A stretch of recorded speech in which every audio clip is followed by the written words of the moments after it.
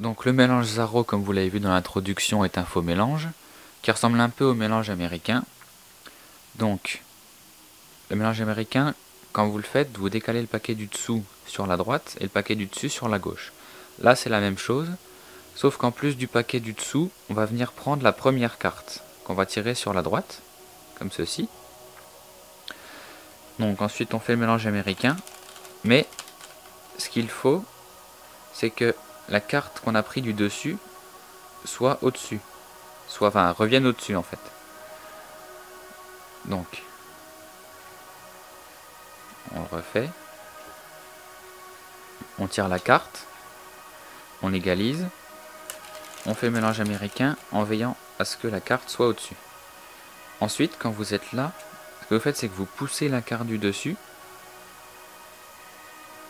et vous relevez le paquet qui va venir se détacher et vous le rentrez en dessous. Donc là le paquet n'a pas été mélangé, donc on le refait une fois, on tire la carte, on égalise, mélange américain avec la carte au-dessus, on pousse, on remonte et on remet. Donc à vitesse réelle ça donne ça. Voilà. Donc vous pouvez vous arrêter là, c'est bon, vous avez fait le faux mélange. Donc moi ce que je rajoute après le faux mélange, c'est une série de coupes comme ceci.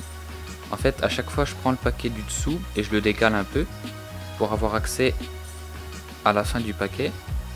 Et donc si vous regardez bien, je remets les paquets dans l'ordre à chaque fois.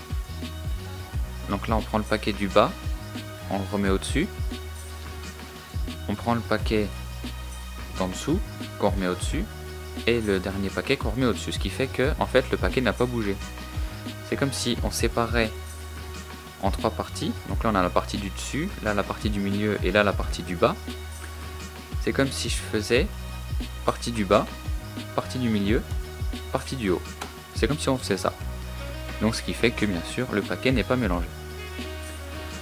Donc ensuite il y a une petite variante pour la coupe que moi j'utilise de temps en temps, c'est quand vous prenez le troisième paquet, quand vous le remettez dessus, vous faites paquet par paquet. Vous prenez les paquets du dessous, comme ceci, et que vous remettez au-dessus. Bien sûr, après vous finissez. Donc, si on fait le mélange avec les coupes, ça donne comme ceci.